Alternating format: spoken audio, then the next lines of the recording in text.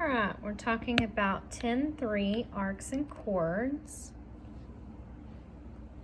So the first theorem that we're going to talk about today is that in a circle or two congruent circles, two minor arcs are congruent if and only if their corresponding chords are congruent. So let's review some vocabulary here. Minor arcs, remember those arcs that are less than half the circle, less than 180. And chords is a line segment that goes through the circle and hits at 2 points. It can go through the center, but it doesn't have to. So if we know the chords are congruent, and we can see here in this picture, if we see that chord AB and chord CD are congruent, then we know that their corresponding arcs are also congruent, okay? So let's answer a couple of these questions. Which two chords are congruent? We can name them with two letters, so A, B, and C, D. And because they're chords, we have to name them as line segments, so we put the line over it. To switch to an arc, all you have to do, and because they're minor arcs, remember two letters, is to put the little arc symbol over it. So that's the difference, how you can tell the difference between a chord and an arc is the label above it. And then it wants to know the measure of the arcs, not the length, the measure in degrees. So we learned the other day that all the arcs add up to 360, same thing with their central angles. So if I take what I have here, 220 plus my 20 gives me 240 degrees. Take that away from 360, and that gives me 120 degrees. But it's not 120 for each, it's 120 together. So because they're congruent, we can cut that in half, and that will give me 60 degrees for each of those arcs. And so that answers letter C. Okay, let's practice another example. Same thing. We're looking for congruent measures with either their arcs or their chords. So if I look here, I don't see anything that matches up, but let's try combining some stuff. If I were to combine those two together, that gives me 80, still not congruent to anything. So let's combine this one instead, which gives me 70. And so then I can see that I have a match here. I have two 70s. Those two arcs are congruent, so are their chords. So if I'm looking for the congruent part to QR, I know that that is PS. And we know that's not an S, is it? Let me write that correctly, PS. And so if we look here at our givens, we can see that PS is 12, TR is 15, which we don't really need that. That's useless information to us. And they want us to find the length of QR. So because those two are equal, we know that they both equal 12. Okay? One more practice before we go to the next theorem. Again, we're looking for congruent parts. I don't see any degrees that are congruent. I don't see any chords that are congruent. So we're going to have to work with something here.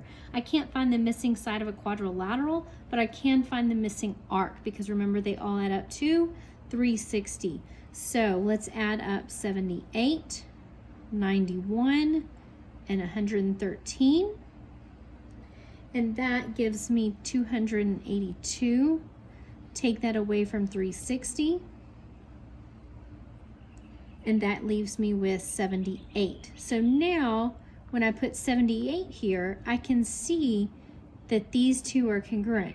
So if those two are congruent, then that means those segment lengths are congruent also, making that equal 9.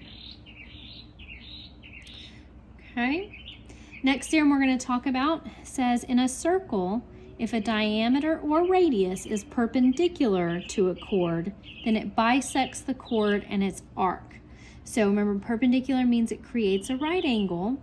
So here we can see in the directions that AD is perpendicular to BC. So AD is perpendicular to BC, so we can mark that. The length of A to E is 12.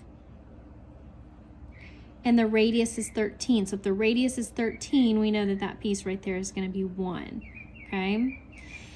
They want us to find a lot of different segment lengths here. So we're going to have to think. We know we have a right angle. Most of what we've dealt with right angles is with right triangles. So I can take and connect AB which A to B is a radius, and they told me up here that all my radii were 13. Now I have a right triangle here, and I know two sides, and what do we use if we know two of our three sides in a right triangle? Pythagorean Theorem. So 13 is across from the right angle, making that my hypotenuse, my C. So I can say 12 squared plus B squared equals 13 squared. And you can work all that out, or you can know that that's a triple, and so B is 5. So that means, I'm going to change colors so you can see the difference here, that this segment is 5. Let's go back to our theorem for a minute. If a diameter or radius is perpendicular to a chord, then it bisects the chord and its arc. Remember, bisect means cut in half.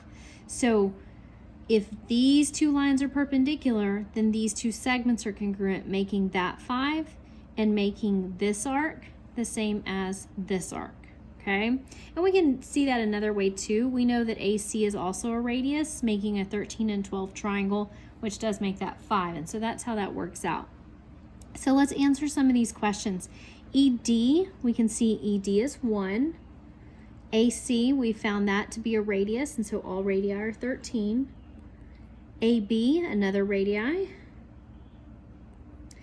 EB, we found that to be 5 from Pythagorean Theorem. EC, we knew those two segments were congruent. And BC, all the way across, if we add our two 5s, gives us 10. So again, this theorem says if the radius or diameter is perpendicular to a chord, then it bisects the chord and the arc. If we knew the degree of this one, we would also know the degree of this one. So let's practice that on another scenario with more arcs instead of just segments. CFB, notice that's 3 letters in that arc, so that's a major arc, so 220 degrees. Find the following. So if we know that from here to here is 220, we can easily find this piece by subtracting from 360. So let's do that. 360 minus 220, which gives us 140. Okay, so let me change colors here. So we know this right here is 140. Okay, remember the theorem we just talked about here is if those two are perpendicular, the radius and the chord are perpendicular, then it's been bisected. And we can see that they already gave us the right angle symbol. So if I were to draw my two radii in, I would see that this piece right here is going to be 70. This piece right here would be 70. Okay, see how it opens up and creates that 140 degree angle, also making this 70 and that 70, because those are the central angles. And we learned the other day that the central angle and the arc are always going to match up. So let's answer some questions. Arc CB, it's a minor arc, so it's less than 180. CB we found to be 140. Angle CAB, so CAB, so that whole angle, if the arc is 140, then the angle is 140 degrees. BAD, so BAD, remember that's half because of the scenario with the perpendicular lines, so that would be 70. And arc CD is also 70. Just remember, if you see the right angle symbol or they tell you they're perpendicular, then those two pieces are congruent. Okay, looks like our last one here in a circle or congruent circles. Two chords are congruent if and only if they are equidistant from the center. So let's talk about that word equidistant. It basically is what it says it is, equal distance from the center. So let's look at that again. Two chords are congruent if and only if they are equidistant from the center. Okay, so let's look at this scenario here. FL is 3. So from here to here is 3.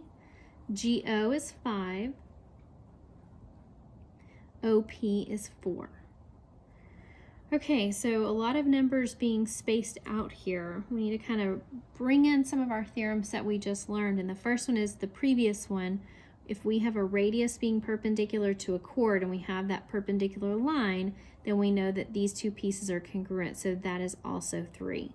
Now I have a right triangle. I have 2 of my 3 sides. I can do Pythagorean Theorem, so 3 squared plus b squared, because 5 is my hypotenuse.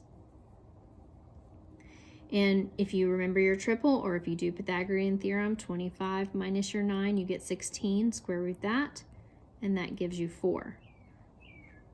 So now we can see here that from our center at O, the length of that is 4 to each chord. So if those are equidistant, like the theorem says, then we know that our chords are congruent, making this whole thing right here 3 and 3, or we can just say that the whole thing is 6.